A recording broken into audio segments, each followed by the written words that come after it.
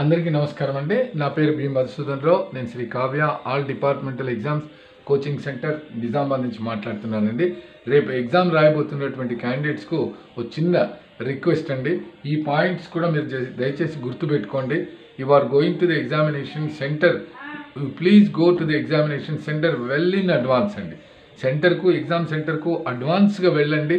హరిబరిగా last minute వరకు wait చేసి ఇబ్బంది పడేటట్టుగా వెళ్ళకండి. దయచేసి this is the first suggestion అండి. మీరు ఇన్ టైం అక్కడ సెంటర్ దగ్గర ఉండండి. తర్వాత మీకు ఏదైతే వాళ్ళు ఓఎంఆర్ షీట్ ఇస్తారో దాంట్లో మీ హాల్ పర్మిట్ నంబర్ను కరెక్ట్గా ఫిలప్ చేయండి. అది ఫస్ట్ పాయింట్ అండి. హాల్ పర్మిట్ నంబర్ మీరు తప్పుగా దాంట్లో బబ్లింగ్ చేస్తే మీ క్వశ్చన్ పేపర్ అంటే మీరు రాసిన ఆన్సర్ షీట్ వ్యాలిడ్ కాదండి, వాళ్ళు డిస్క్వాలిఫై చేసేస్తారు. దయచేసి మీ హాల్ పర్మిట్ నంబర్ పక్కన పెట్టుకొని వితౌట్ ఎనీ హర్రీ జాగ్రత్తగా చూసుకుంటూ ఫస్ట్ పాయింట్ అదండి. హాల్ పర్మిట్ నంబర్ను మనము బబుల్ చేయడం ఏదైతే ఉంటుందో మీకు ఇచ్చిన ఓఎంఆర్ షీట్లో దాని గురించి hall permit number is important అండి. First of all this is most important అండి. తర్వాత క్వశ్చన్ పేపర్ తీసుకున్న తర్వాత తెలిసింది రానివ్వండి, తెలియంది రానివ్వండి, ఏమైనా సరే కొన్ని క్వశ్చన్స్ అయినా మీకు తెలిసినవి ఉంటాయండి. యాక్చువల్గా పేపర్ ఈజీగానే ఉంటుందండి. నాకు అంటే నా జనరల్ ఇన్నాళ్ళ ఎక్స్పీరియన్స్తో చెప్తున్నాను. ఇన్ని క్వశ్చన్ పేపర్స్ మనము చూసాం కదా. దాంట్లో మీరు ఏమీ హర్రీ పడకుండా క్వశ్చన్ ప్రశాంతంగా చదివి దీనికి సరైనటువంటి ఆప్షన్ ఇది అని భావించిన తర్వాత బబుల్ చేయండి. మళ్ళీ మీరు ఒకసారి చేసేస్తే దాన్ని మార్చడానికి ఉండదనేది నాకంటే ఎక్కువ మీకు బాగా తెలుసండి. ఇదొకటి గమనించండి. ఇన్నాళ్ళు చదువుకున్నటువంటిది మనము ఎట్టి పరిస్థితుల్లోనూ దాన్ని పోగొట్టుకోకూడదండి. We must stand, we must fight and then get selection. ఈ పాయింట్స్తో ఉండండి. దాంట్లో కూడా మీరు క్వశ్చన్స్ ఏవైనా మీరు వరుసగా రాసుకుంటూ పోయారండి, యు ఆర్ వెరీ హ్యాపీ. ఆ 12th క్వశ్చన్ ఆ 13th క్వశ్చన్ అంటే కొన్ని క్వశ్చన్స్ రాసిన తర్వాత మీకు ఎక్కడో ఒక క్వశ్చన్ దగ్గర డౌట్ వచ్చింది, ఇది ఆన్సరా కాదా అని.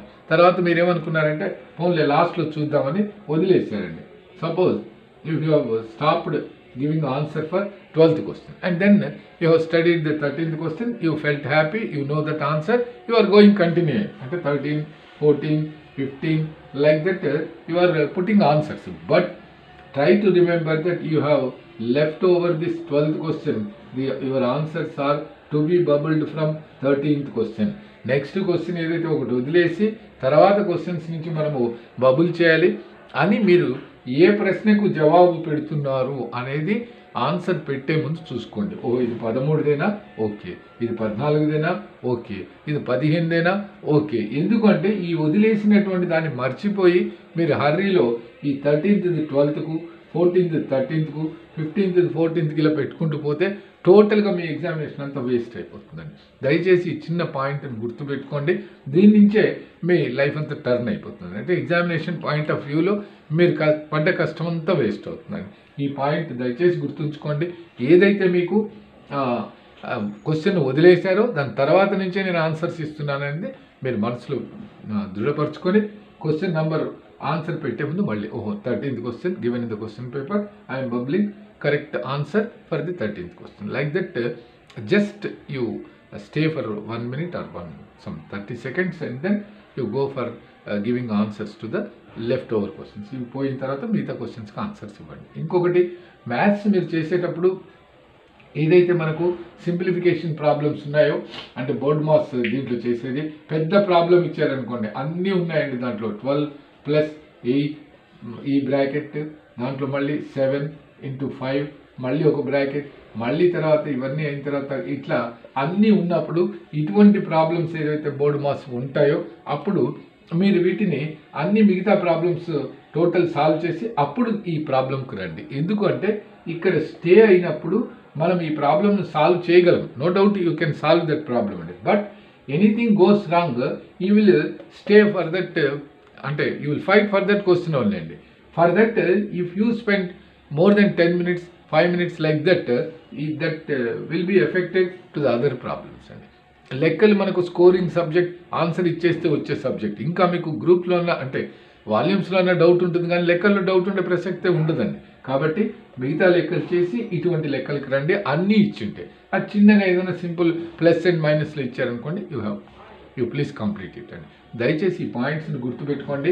మనం రాస్తున్నటువంటి ఎగ్జామినేషన్, మనం ఎగ్జామ్ హాల్లో ఉన్నాము, మనతో పాటు అందరూ కాంపిటీషన్కి వస్తున్నారు, మనము బాగా రాయాలి, మనము సాధించాలి.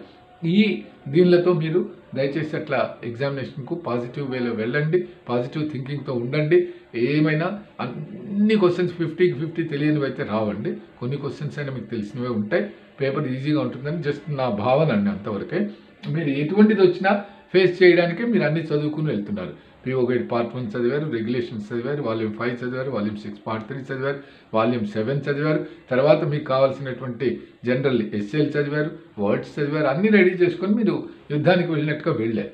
Then where is the fear అండి, మనకేం భయం అండి, అన్నీ రాయాలి. కాకపోతే ఈ 3 అంశాలు చూసుకోండి. ఆల్ పర్మిట్ నెంబర్, క్వశ్చన్ వదిలేసిన తర్వాత సరి అయిన ప్రశ్నకే సమాధానం పెడుతున్నామా లేదా అనేది ఒకటి. ఇట్లాంటి లెక్కలు వచ్చినప్పుడు కొద్దిగా వదిలేసి తర్వాత లాస్ట్లో వచ్చి ఆ టైం అక్కడే స్పేర్ చేసేసి దాన్ని కంప్లీట్ చేయండి. అందరూ కూడా కష్టపడ్డారండి. ఎవరు మన మామూలుగా ఇప్పుడు అపియర్ అవుతున్నటువంటి అటు ఏపీ సర్కిల్ అండ్ ఇక్కడ Telangana circle, both the candidates who are appearing for the MTS and post main examination, అందరూ దయచేసి శ్రద్ధగా చదివి క్వశ్చన్ పేపర్ను కొద్దిగా టైం ఇచ్చి అర్థం చేసుకుని సరి కానిది అడిగారా, సరి అయినది అడిగారా అనేటటువంటి which is incorrect or correct option అనేది అడిగారు అనేది ఒక్కసారి చూసుకొని మీరు చదివింది జ్ఞాపకం తెచ్చుకొని ఆన్సర్స్ పెట్టండి. అందరూ టోటల్గా కష్టపడ్డారు కాబట్టి అందరికీ ఛాన్స్ ఉందండి. But due to limit vacancies మెరిట్లో 1 or 2 మార్క్స్ అట్లా మనకు వేరియేషన్ రావచ్చు. కానీ కష్టపడ్డ వారికి ఎప్పటికైనా ఫలితం ఉంటుందండి. మీరు కష్టపడ్డారు, దయచేసి బాగా రాయండి. For each and every candidate who are appearing for postman and MTS examination in AP circle and in Telangana circle I wish all the best అండి. అందరికీ ఆల్ ద బెస్ట్ చెప్తున్నానండి. దయచేసి శ్రద్ధగా రాయండి, విజయం సాధించండి, తర్వాత నాకు చెప్పండి. ఓకేనండి, థ్యాంక్ యూ అండి.